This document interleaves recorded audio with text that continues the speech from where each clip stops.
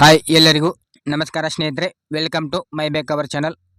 ಇವತ್ತಿನ ವಿಷಯ ಏನಪ್ಪ ಅಂತಂದರೆ 2025 ಮತ್ತು 26ನೇ ಸಾಲಿನಲ್ಲಿ ಪರಿಶಿಷ್ಟ ಜಾತಿಯವರ ಆರ್ಥಿಕ ಅಭಿವೃದ್ಧಿಗಾಗಿ ಏನಪ್ಪ ಅಂತಂದರೆ ಇಲ್ಲಿ ಕೆಲವೊಂದಷ್ಟು ಯೋಜನೆಗಳು ಪ್ರಾರಂಭಗೊಂಡಿವೆ.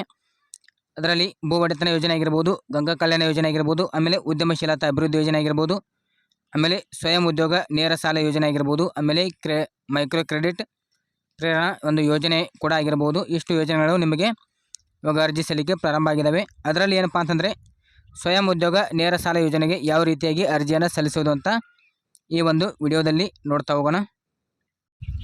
ಇಲ್ಲಿ ಸ್ವಯಂ ಉದ್ಯೋಗ ನೇರ ಸಾಲ ಯೋಜನೆಗೆ ಅರ್ಜಿ ಸಲ್ಲಿಸೋಕ್ಕಿಂತ ಮೊದಲನೇದಾಗಿ ಅರ್ಜಿದಾರ ಒಂದು ಆಧಾರ್ ಕಾರ್ಡ್ ಬೇಕಾಗುತ್ತೆ, ಆಮೇಲೆ ಜಾತಿ ಮತ್ತು ಆದಾಯ ಪ್ರಮಾಣ ಪತ್ರ ಬೇಕಾಗುತ್ತೆ, ಆಮೇಲೆ ರೇಷನ್ ಕಾರ್ಡ್. ಈ 3 ದಾಖಲಾತಿಗಳು ಏನಪ್ಪ ಅಂತಂದರೆ ಕಡ್ಡಾಯವಾಗಿ ಬೇಕಾಗುತ್ತೆ. ಇಷ್ಟು ದಾಖಲಾತಿಗಳಿದ್ದರೆ ನೀವು ಈ ಒಂದು ಯೋಜನೆಗೆ ಅರ್ಜಿಗಳನ್ನ ಸಲ್ಲಿಸಬಹುದಾಗಿದೆ. ಹಾಗಾದರೆ ಬನ್ನಿ ಯಾವ ರೀತಿಯಾಗಿ ಅರ್ಜಿ ಸಲ್ಲಿಸೋದು ಅಂತ ನೋಡ್ತಾ ಹೋಗೋಣ. ಅದಕ್ಕೂ ಮೊದಲು ನೀವೇನಾದರೂ ಮೊದಲ ಬಾರಿ ನಮ್ಮ ಚಾನಲ್ ನೋಡ್ತಾ ಇದ್ದರೆ ಈ ಕೂಡಲೇ ಸಬ್ಸ್ಕ್ರೈಬ್ ಮಾಡ್ತಾ ಹೇಳ್ತಾ ಬನ್ನಿ ನೋಡ್ತಾ ಹೋಗೋಣ. ಇಲ್ಲಿ ಮೊದಲನೇದಾಗಿ ಏನಪ್ಪ ಅಂತಂದರೆ ಸೇವಾ ಸಿಂಧು ವೆಬ್ಸೈಟ್ನ ಓಪನ್ ಮಾಡಬೇಕಾಗುತ್ತೆ.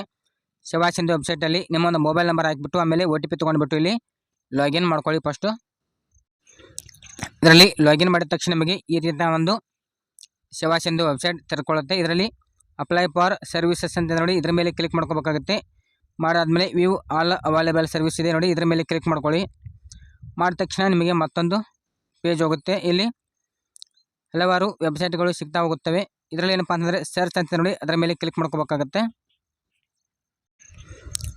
ಓಕೆ, ಇಲ್ಲಿ ಸಬ್ಸಿಡಿ ಅಂತೇಳಿ ಸರ್ಚ್ ಮಾಡ್ಕೊಳ್ಳಿ. ಮಾಡಿದಾದ್ಮೇಲೆ ಇಲ್ಲಿ ಕೆಳಗೆ ನೋಡ್ತಾ ಇರ್ಬೋದು self employment loan and subsidy direct loan scheme ಅಂತ ನೋಡಿ ಇದರ ಮೇಲೆ ಕ್ಲಿಕ್ ಮಾಡ್ಕೋಬೇಕಾಗತ್ತೆ.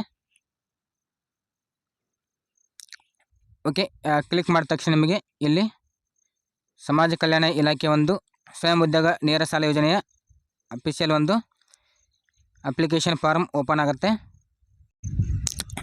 ಇದರಲ್ಲಿ ಮೊದಲನೇದಾಗಿ ಅರ್ಜಿಯ ವಿವರಗಳು ಅಂತ ಬರುತ್ತೆ. ಇದರಲ್ಲಿ ನಿಗಮಗಳನ್ನ ಆಯ್ಕೆ ಮಾಡಿ ಅಂತ ನೋಡಿ ಇದರಲ್ಲಿ ನಿಮ್ಮ ಒಂದು ನಿಗಮ ಯಾವುದು ಬರುತ್ತೆ ಆ ಒಂದು ನಿಗಮವನ್ನು ಇಲ್ಲಿ ಸೆಲೆಕ್ಟ್ ಮಾಡ್ಕೋಬೇಕಾಗತ್ತೆ. ಅಂದರೆ ಇಲ್ಲಿ ಸಾಕಷ್ಟು ನಿಗಮಗಳಿದ್ದಾವೆ. ಇದರಲ್ಲಿ ನಿಮ್ಮ ಒಂದು ಯಾವ ನಿಗಮ ಬರುತ್ತೆ ಆ ನಿಗಮವನ್ನು ಇಲ್ಲಿ ಆಯ್ಕೆ ಮಾಡ್ಕೋಬೇಕಾಗತ್ತೆ. ಮಾಡಿದಾದ್ಮೇಲೆ ನೆಕ್ಸ್ಟ್ ಇಲ್ಲಿ ಆಧಾರ್ ಅಥೆಂಟಿಕೇಶನ್ ಅಂತ ನೋಡಿ ಇದರ ಮೇಲೆ ಕ್ಲಿಕ್ ಮಾಡ್ಕೋಬೇಕಾಗತ್ತೆ. ಮಾಡಿಬಿಟ್ಟು ಅಲ್ಲಿ ನಿಮ್ಮ ಒಂದು ಆಧಾರ್ ಕಾರ್ಡ್ ನಂಬರ್ನ ಹಾಕಬೇಕಾಗುತ್ತೆ. ಹಾಕಿಬಿಟ್ಟು OTP ತೊಗೊಂಡ್ಬಿಟ್ಟು ಅಥೆಂಟಿಕೇಶನ್ ಮಾಡಬೇಕಾಗುತ್ತೆ. ಅಥೆಂಟಿಕೇಟ್ ಮಾಡಿದಾದ್ಮೇಲೆ ಇಲ್ಲಿ ಗೆಟ್ ಆಧಾರ್ ಡೀಟೇಲ್ಸ್ ಅಂತ ನೋಡಿ ಇದರ ಮೇಲೆ ಕ್ಲಿಕ್ ಮಾಡ್ಕೋಬೇಕಾಗತ್ತೆ. ಮಾಡಿದಾದ್ಮೇಲೆ ಇಲ್ಲಿ ಕೆಳಗಡೆ ಅರ್ಜಿದಾರರ ಹೆಸರು ಅಂತ ನೋಡಿ ಅಲ್ಲಿ ಆಟೋಮೆಟಿಕ್ಕಾಗಿ ನಿಮ್ಮ ಒಂದು ಆಧಾರ್ ಕಾರ್ಡಲ್ಲಿ ಯಾವ ರೀತಿ ಹೆಸರಿದೆ ಆ ರೀತಿ ಹೆಸರು ಕೂಡ ಬಂದುಬಿಡುತ್ತೆ. ಮೇಲೆ ಆಧಾರ್ ಕಾರ್ಡ್ನ ಒಂದು ಹೆಸರು ಕನ್ನಡ ಅಥವಾ ಮತ್ತು ಇಂಗ್ಲೀಷು ಎರಡೂ ಕೂಡ ಬಂದುಬಿಡುತ್ತೆ.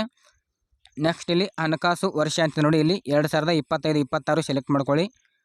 ಅದಾದಮೇಲೆ ಜೆಂಡರ್ ಆಟೋಮೆಟಿಕ್ಕಾಗಿ ಆಯ್ಕೆ ಆಗಿರುತ್ತೆ. ನಿಮ್ಮ ಒಂದು ರೇಷನ್ ಕಾರ್ಡ್ ಕೂಡ ಇಲ್ಲಿ ನಂಬರ್ ಕೂಡ ಆಟೋಮೆಟಿಕ್ಕಾಗಿ ಬಂದಿರುತ್ತೆ. ಇನ್ನು ಫಲಾನುಭವಿಯ ಹುಟ್ಟಿದ ದಿನಾಂಕ ಅಂತ ನೋಡಿ ಇಲ್ಲಿ ಡೇಟ್ ಆಫ್ ಬರ್ತನ್ನು ಆಯ್ಕೆ ಮಾಡ್ಕೋಬೇಕಾಗುತ್ತೆ. ಅದಾದಮೇಲೆ ಫಲಾನುಭವಿಯ ವಯಸ್ಸು ಅಂದರೆ ಆಟೋಮೆಟಿಕ್ಕಾಗಿ ವಯಸ್ಸು ಕೂಡ ಇಲ್ಲಿ ಬಂದುಬಿಡುತ್ತೆ. ಇನ್ನು ಮೊಬೈಲ್ ನಂಬರ್ನ ಕೂಡ ಹಾಕಬೇಕಾಗತ್ತೆ. ಅದಾದಮೇಲೆ ನಿವಾಸ ಅಂತಿದೆ ನೋಡಿ ಇಲ್ಲಿ ಕರ್ನಾಟಕ ಆಟೋಮೆಟಿಕ್ ಬಂದುಬಿಟ್ಟಿರುತ್ತದೆ. ನೆಕ್ಸ್ಟ್ ಏನಪ್ಪ ಅಂತಂದರೆ ವಾರ್ಷಿಕ ಆದಾಯ ಅಂತಿದೆ ನೋಡಿ ನಿಮ್ಮೊಂದು ವಾರ್ಷಿಕ ಆದಾಯ 1,50,000 ಒಳಗಡೆ ಇರಬೇಕು ಅಂತ ಕೂಡ ಹೇಳಿದ್ದಾರೆ. ಇಲ್ಲಿ 1.5 ಲಕ್ಷ ಅಂತ ಬರುತ್ತೆ. ಅಲ್ಲಿ ಕ್ಲಿಕ್ ಮಾಡಿಕೊಂಡು ಮುಂದೆ ಹೋಗಬೇಕಾಗುತ್ತೆ. ಇದರಲ್ಲಿ ನಿಮ್ಮೊಂದು ವಾರ್ಷಿಕ ಆದಾಯ ಪ್ರಮಾಣ ಪತ್ರದ ಸಂಖ್ಯೆ ಅಂತ ಕೇಳಿದರೆ RD ಸಂಖ್ಯೆನ ಹಾಕಬೇಕಾಗುತ್ತೆ. ಕೆಳಗಡೆ ಅರ್ಜಿದಾರ ಹೆಸರು ಮತ್ತು ಆದಾಯ ಪ್ರಮಾಣ ಪತ್ರದ ನಿಮ್ಮ ಒಂದು ಇನ್ಕಮ್ ಎಷ್ಟಿದೆ ಅನ್ನೋದನ್ನು ಕೂಡ ಆಟೋಮೆಟಿಕ್ಕಾಗಿ ಬಂದುಬಿಡುತ್ತೆ. ಅಂದರೆ ನಿಮ್ಮೊಂದು ಅರ್ಜಿದಾರ ಹೆಸರು ಕೂಡ ಆಟೋಮೆಟಿಕ್ ಬರುತ್ತೆ. ಇನ್ಕಮ್ ಕಾಸ್ಟಲ್ಲಿ ಯಾವ ರೀತಿ ಹೆಸರಿದೆ ಅದು ಬಂದುಬಿಡುತ್ತೆ. ಆಮೇಲೆ ಆದಾಯ ಪ್ರಮಾಣ ಪತ್ರದಲ್ಲಿ ಯಾವ ರೀತಿ ಹೆಸರಿದೆ ಅದು ಕೂಡ ಇಲ್ಲಿ ಬಂದುಬಿಡುತ್ತೆ, ಆಟೋಮೆಟಿಕ್ಕಾಗಿ ಪೇಚ್ ಆಗುತ್ತೆ. ಆಮೇಲೆ ಕ್ಯಾಟಗರಿ ಅಂತ ಕೇಳಿದರೆ ಕ್ಯಾಟಗರಿ ಅಂದರೆ ನಿಮ್ಮ ಒಂದು ಪರಿಶಿಷ್ಟ ಜಾತಿ ಅಂತೇಳಿ ಬರುತ್ತೆ. ಇಲ್ಲಿ ಕ್ಲಿಕ್ ಮಾಡ್ಕೋಬೇಕಾಗತ್ತೆ. ನೆಕ್ಸ್ಟ್ ಏನಪ್ಪ ಅಂತಂದರೆ ಜಾತಿ ಪ್ರಮಾಣ ಪತ್ರದ ಸಂಖ್ಯೆ ನಿಮ್ಮ ಒಂದು ಕಾಸ್ಟ್ ಸರ್ಟಿಫಿಕೇಟ್ನ RD ಸಂಖ್ಯೆನ ಇಲ್ಲಿ ಹಾಕಬೇಕಾಗುತ್ತೆ. ಹಾಕಿದಾದ್ಮೇಲೆ ನಿಮ್ಮ ಒಂದು ಕಾಸ್ಟ್ ಸರ್ಟಿಫಿಕೇಟಲ್ಲಿ ಯಾವ ರೀತಿ ಹೆಸರಿದೆ ಆ ರೀತಿಯ ಒಂದು ಹೆಸರು ಇಲ್ಲಿ ಆಟೋಮೆಟಿಕ್ಕಾಗಿ ಬಂದುಬಿಡುತ್ತೆ. ನೆಕ್ಸ್ಟ್ ಏನಪ್ಪ ಅಂತಂದರೆ ನಿಮ್ಮ ಒಂದು ಜಾತಿಯ ಕೂಡ ಇಲ್ಲಿ ಆಟೋಮೆಟಿಕ್ಕಾಗಿ ಬಂದುಬಿಡುತ್ತೆ. ಇಷ್ಟಾದಾದಮೇಲೆ ಇನ್ನು ಯೋಜನೆಗೆ ಸಂಬಂಧಿಸಿದ ವಿವರಗಳನ್ನ ಇಲ್ಲಿ ಭರ್ತಿ ಮಾಡಬೇಕಾಗುತ್ತೆ. ನಿಮ್ಮ ಒಂದು ಜಿಲ್ಲೆ ಯಾವುದು ಬರುತ್ತೆ ಜಿಲ್ಲೆನ ಹಾಕ್ಕೊಳ್ಳಿ. ಆಮೇಲೆ ತಾಲೂಕನ್ನು ಹಾಕೋಬೇಕಾಗತ್ತೆ. ಆಮೇಲೆ ಹೋಬಳಿ ಯಾವ್ದು ಬರುತ್ತೆ ನಿಮ್ಮೊಂದು ಹೋಬಳಿ ಯಾವ್ದು ಬರುತ್ತೆ ಆ ಹೋಬಳಿನ ಇಲ್ಲಿ ಹಾಕಬೇಕಾಗುತ್ತೆ. ಅದಾದಮೇಲೆ ನಿಮ್ಮ ಒಂದು ಗ್ರಾಮ ವಿಲೇಜ್ ಯಾವ್ದು ಬರುತ್ತೆ ಅನ್ನೋದನ್ನು ಕೂಡ ಇಲ್ಲಿ ಸೆಲೆಕ್ಟ್ ಮಾಡ್ಕೋಬೇಕಾಗತ್ತೆ. ಆಮೇಲೆ ವಿಧಾನಸಭಾ ಕ್ಷೇತ್ರ ಅಂದರೆ ನಿಮ್ಮ ಒಂದು ತಾಲೂಕಿನಲ್ಲಿ ವಿಧಾನಸಭಾ ಕ್ಷೇತ್ರ ಯಾವ್ದು ಬರುತ್ತೆ ಅನ್ನೋದನ್ನು ಕೂಡ ಇಲ್ಲಿ ಹಾಕೋಬೇಕಾಗುತ್ತೆ. ಇಲ್ಲಿ ಏನಪ್ಪ ಅಂತಂದರೆ ನಿಮ್ಮೊಂದು ವೋಟರ್ ಐ ಡಿ ಇರುತ್ತಲ್ಲ, ಚುನಾವಣೆ ಗುರುತಿನ ಚೀಟಿ, ಅದರ ಒಂದು ಹಿಂಭಾಗದ ಭಾಗದಲ್ಲಿ ಕೊಟ್ಟಿರ್ತಾರೆ ನಿಮ್ಮ ಒಂದು ವಿಧಾನಸಭಾ ಕ್ಷೇತ್ರ ಗೊತ್ತಾಯಿಲ್ಲ ಅಂದರೆ ಅಲ್ಲಿ ನೋಡಿ ಗೊತ್ತಾಗುತ್ತೆ.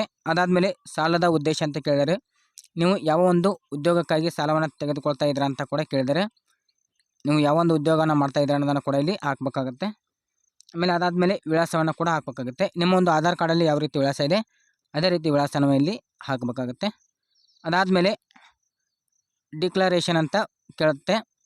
ಇಲ್ಲಿ ಐ ಅಗ್ರಿ ಅಂತಿದೆ ನೋಡಿ, ಐ ಅಗ್ರಿ ಮೇಲೆ ಚೆಕ್ ಬಾಕ್ಸ್ ಮಾಡಬೇಕಾಗುತ್ತೆ. ಅದಾದಮೇಲೆ ವರ್ಡ್ ವೆರಿಫಿಕೇಷನ್ ಅಂತ ನೋಡಿ, ಇಲ್ಲಿ ವರ್ಡ್ ವೆರಿಫಿಕೇಷನ್ ಹಾಕಿಬಿಟ್ಟು ಇಲ್ಲಿ ಸಬ್ಮಿಟ್ ಮಾಡಬೇಕಾಗುತ್ತೆ. ಸಬ್ಮಿಟ್ ಮಾಡಿದಾದ್ಮೇಲೆ ಇಲ್ಲಿ ಏನಪ್ಪ ಅಂತಂದರೆ ನಿಮ್ಮ ಒಂದು ಅರ್ಜಿ ವಿವರಗಳು ಎಷ್ಟೋ ತನಕ ಏನೆಲ್ಲ ಅಪ್ಲೈ ಮಾಡಿದ್ರೆ ಅನ್ನೋದನ್ನು ಇಲ್ಲಿ ಆಟೋಮೆಟಿಕ್ ಎಲ್ಲನೂ ಬಂದುಬಿಡುತ್ತೆ. ಇಲ್ಲಿ ಸರಿಯಾಗಿ ಇದೆಯಾ ಇಲ್ಲವಾ ಅನ್ನೋದನ್ನು ಕೂಡ ಇಲ್ಲಿ ನೋಡ್ಕೋಬೇಕಾಗುತ್ತೆ. ಸರಿಯಾಗಿ ಇತ್ತಪ್ಪ ಅಂತಂದರೆ ಕೆಳಗಡೆ ಅಟ್ಯಾಚ್ ಎನಾಕ್ಜರ್ ಅಂತ ಬರುತ್ತೆ, ಅಂದರೆ ಡಾಕ್ಯುಮೆಂಟ್ಸನ್ನು ಅಪ್ಲೋಡ್ ಮಾಡೋದು ಕೇಳುತ್ತೆ. ಇದರಲ್ಲಿ ಏನಪ್ಪ ಅಂತಂದರೆ ಕಾಸ್ಟ್ ಸರ್ಟಿಫಿಕೇಟನ್ನು ಅಪ್ಲೋಡ್ ಮಾಡಬೇಕಾಗುತ್ತೆ. ಸ್ಕ್ಯಾನ್ ಮಾಡಿಬಿಟ್ಟು PDF ಪ್ರತಿಯಲ್ಲಿ ಅಪ್ಲೋಡ್ ಮಾಡಬೇಕಾಗುತ್ತೆ. ಆಮೇಲೆ ಇನ್ಕಮ್ ಕಾಸ್ಟನ್ನು ಕೂಡ ಇಲ್ಲಿ ಸೆಲೆಕ್ಟ್ ಮಾಡಿಬಿಟ್ಟು ಆಯ್ಕೆ ಮಾಡ್ಕೊಂಡು ಇಲ್ಲಿ ಸ್ಕ್ಯಾನ್ ಮಾಡಿ ಅಪ್ಲೋಡ್ ಮಾಡಬೇಕಾಗುತ್ತೆ. ನೆಕ್ಸ್ಟ್ ಏನಪ್ಪ ಅಂತಂದರೆ ರೇಷನ್ ಕಾರ್ಡನ್ನು ಕೂಡ ಸ್ಕ್ಯಾನ್ ಮಾಡಿ ಅಪ್ಲೋಡ್ ಮಾಡಬೇಕಾಗುತ್ತೆ.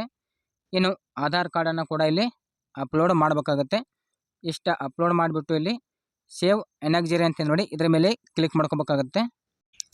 ಅಲ್ಲಿ ಸಬ್ಮಿಟ್ ಮಾಡಿದ ತಕ್ಷಣ ನಿಮಗೆ ಇಲ್ಲಿ ಅಕ್ನಾಲಜ್ಮೆಂಟ್ನ ಒಂದು ಸ್ವೀಕೃತಿ ಏನಪ್ಪ ಅಂತಂದರೆ ಇಲ್ಲಿ ಸ್ವೀಕೃತಿ ಬರುತ್ತೆ, ಅಕ್ನಾಲಜ್ಮೆಂಟ್ ಕಾಪಿ ಬರುತ್ತೆ. ಇಲ್ಲಿ ನಿಮ್ಮ ಒಂದು ನಿಗಮದ ಹೆಸರು, ಏನೇನು ಅಪ್ಲೈ ಮಾಡಿದ್ರೆ ಅನ್ನೋದನ್ನು ಕೂಡ ಎಲ್ಲನೂ PDF ಬರುತ್ತೆ. ನೀವು ಏನೆಲ್ಲ ಡಾಕ್ಯುಮೆಂಟ್ಸನ್ನು ಅಪ್ಲೋಡ್ ಮಾಡಿದ್ರೆ ಅನ್ನೋದನ್ನು ಕೂಡ ಇಲ್ಲಿ ಬರುತ್ತೆ. ಇಷ್ಟಾದಮೇಲೆ ಸಬ್ಮಿಟ್ ಮಾಡಿದ್ರೆ ಆಯಿತು, ನಿಮ್ಮ ಒಂದು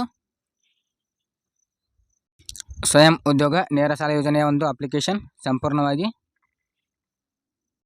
ಪೂರ್ಣಗೊಳ್ಳುತ್ತೆ. ಆಮೇಲೆ ನೀವೇನಪ್ಪ ಅಂತಂದರೆ PDF ನೀವು ಬಂದಿರುತ್ತೆ ಪ್ರಿಂಟೌಟನ್ನು ತಗೊಂಡ್ಬಿಟ್ಟು ಈ ರೀತಿಯಾಗಿ ನಿಮಗೆ ಒಂದು PDF ಫೈಲ್ ಓಪನ್ ಆಗುತ್ತೆ. ಓಕೆನಾ, ಈ ಒಂದು PDF ನೀವು ಪ್ರಿಂಟೌಟನ್ನು ತಗೊಂಡ್ಬಿಟ್ಟು ನಿಮ್ಮ ಒಂದು ಯಾವುದೇ ನಿಗಮ ಬರುತ್ತಲ್ಲ ಅಲ್ಲಿ ಒಂದು ಜೆರಾಕ್ಸ್ ಕಾಪಿಯನ್ನು ಕೂಡ ಸಬ್ಮಿಟ್ ಮಾಡಿ.